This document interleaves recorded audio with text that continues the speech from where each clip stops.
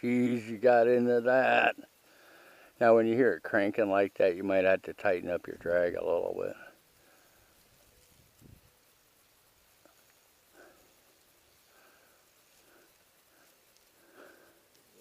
Is it line coming in? When you hear this noise, that means it's not doing anything. You know, you sort of tighten that up a little bit. This one real sort of screwed up. My dad gave it to me, and that's. Uh-oh, we gotta. Uh-oh. This don't look good. Oh. We lost it, Travis. It's the name of the game, and on a pond that I got pretty well clean.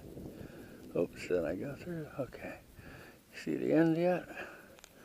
Might grab it so I don't run it through. Well, you know the procedure now. When you're out fishing with hooks, you got to do this shit a lot. And there's a different setup for hooks. Is there? Well, the way I do it, people do it a lot of different ways, but I'll teach you a little better. Okay, there's your tray right there. That's just a bitch. What a bummer, ain't it?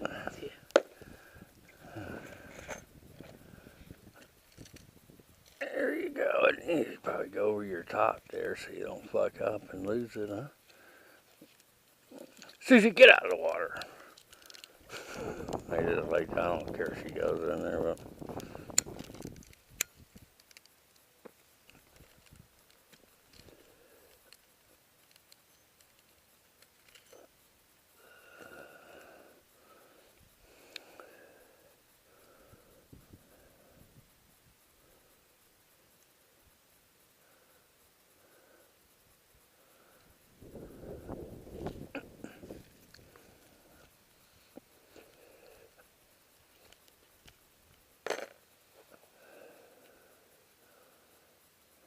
Okay, hold it and just twist the holy heck out of it. You need at least 12 loops in it to be right, but I sometimes will get down to 6 or so sometimes when I'm in a hurry, and then I'll lose my hook. You know why you do that? I told you why you do that. It's just no hard loops on it, you know. It less tension. Like if you got a big fish on there, man, there's a lot of stress on it. So that's like a knot that slips with it, you know. It's no hard areas to it.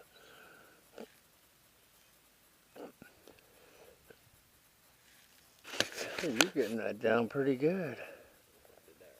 Yeah. And, I hope you're having fun. You okay? Because, this is part of it. Once you learn this, it all comes. The fishing, throwing it and all that, you'll get that. That's no big problem. And we had some reels that are all screwed up, everything, so we had a couple of setbacks. So, and it's a timing with a little whip to it. I was trying not to tell you that, but it looks like I need to. It ain't no big deal. This is sort of hard there. You dropped the lure, you know that? You dropped the lure. You picked 2 of them up. You don't want to be throwing away your money. There's all money in there. That white thing, the feather, that's a lure. See the lead on it? That's a crappie lure. Probably, yeah, we can set it. It's supposed to go here, I guess. Okay. That's gonna give you. We should have probably won a heavy lure. These are pretty good. I love these things, man. They're pretty good. Some of these I can go to Kmart and buy $1 a piece. That's pretty cool. And you go to Bass Pro, they want 4 to 5 for them. That's a good deal. They sell something like that. Like these ones come from Kmart. And these are more of a different type. They swim at the bottom. Yeah. You want to try that one? It's a little heavier. It'll help you cast. You can, you can try them both, man. That's what's nice about a swivel. You ain't got to untie it and do all that tying stuff. Yeah. And when you're fishing, You know, you got to find what they're hitting on. So you'll be switching out all the time trying to find the right lure. So that's a lot why you're using a swivel. Comes in handy, doesn't it? Yeah. So I always have to make sure I stock up on them, you know, and that. And you look at these tackle boxes and that, there's some big money. I got some with flies in them that I'd say it could be a couple $1,000s in it, yeah. Hey, you pay $35 for one fly. Oh, You know, that's a lot, you know. yeah. And I got some in there. And then, you know, you can get a deal or fish smart, you know, do smart things and get something else, you know. So these swim pretty good. You just got to know how to get it to swim, you know. Once you master that casting, then you're going to go for watching it come in and see how it's doing. And then you'll get your speed of your casting down. There you go. There you go. Now you want to hurry up and hit it because you don't want it to go to the bottom on this. Man, the thing's spinning again. When it's spinning, it's loose, but it's all right. So you don't really make Let's go ahead, but I don't want you to go to the bottom. Okay, there you go. That's missing a rubber gasket on it to keep it from moving, and it's you know, catching and it's loosening up. It's always mating. It's always something, you know, Travis. That's the reason why you gotta have tools and all that shit. It's always something. That's good. They never met right. That's what patience is good about, you know. Just kick back and enjoy it and say, wow.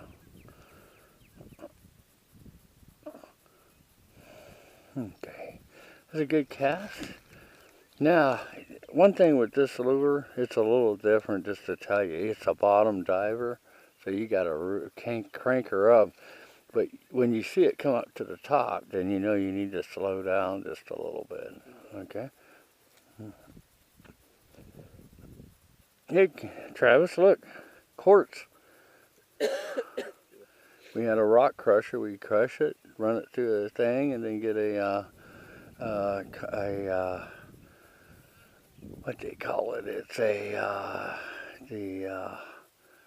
it's for small stuff, and it's a little bowl, and it goes around, and all the heavy stuff works its way in a little hole. I'll show you a video of it. Really? And then see, gold is heavier than most everything, so it's going to go to the heaviest spot. But you also got other things like lead and stuff like that, and you try to get rid of them, and pretty cool. Is it? Once you get, I think it is. It's a hell of a little part-time little thing that you make money doing, you know. You can go out and drink all weekend or something, or go get gold, you know. You know, it's on the.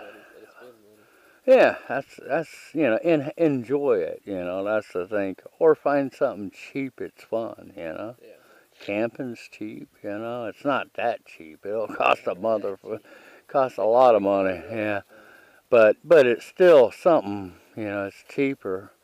If it was me and I was going to Daytona or something like that, I wouldn't go to Daytona, but I'd camp, then go to the motel or hotel, stay at the Hilton. You never remember it, you know. You go camping, you know, it's got a lot of downfalls to it, but when you get home and that's what you remember, you know, the bad times. And hell, next time you get home, you say, wow, I want to go back. You can stay in a motel and do nothing but sit there. It's too comfortable, you know. Or you've been in a motel and it's, hey, man, it's the same thing, man. I'm just down here, or make a fire. Yeah, that's enjoyable when you make a fire, man. So, what's the Nancy doing? What's the matter? You okay?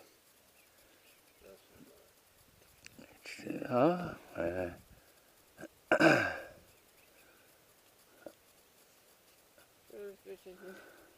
But you know, that's fun stuff. People don't realize it. You know, that's, man.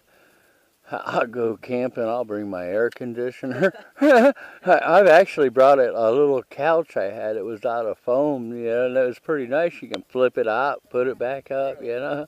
But that's long-term, you know. When I go build houses, sometimes I go to campsites, you know, and camp out for 6 months. It gets a little old, but hey, you remember it, it's fun. Well, you get a cot, You got to upgrade, but, first rough it and get the good stuff later, But if you're all set up and stuff, and see now, if you go a little faster, you won't have this, and you'll see as you go on, and you're doing good casting. So that's the kind of reel you need right there, and the rest you can master as you go. But you got a feel for them. You understand how they work now, and you know how the gear ratios are. People won't tell you all that kind of crap, but then you get to where how you work your lure and, and all that, and make it to where a fish will bite it, This is harder to do, but lure fishing is something, we could throw a worm out there and sit here and do that. And I think I got some of them if they're still alive. We'll try that later.